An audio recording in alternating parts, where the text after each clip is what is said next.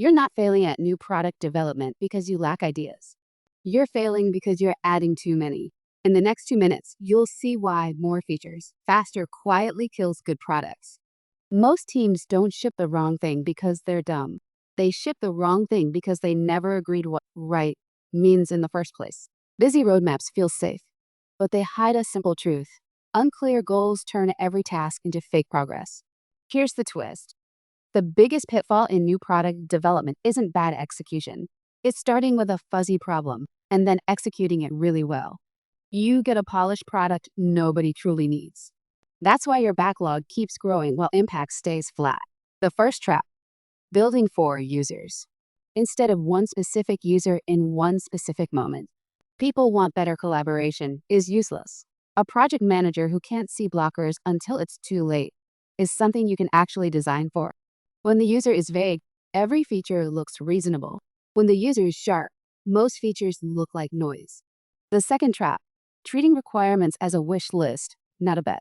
Every feature is a bet that someone will change their behavior.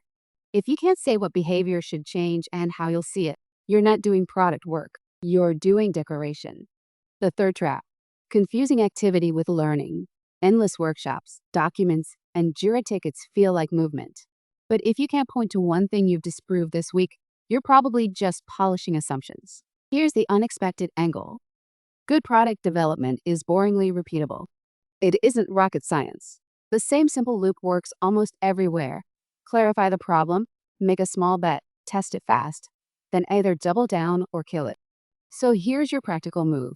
Before you start any new feature, write one short, brutal sentence. If this works, we will see X user do Y within Z time.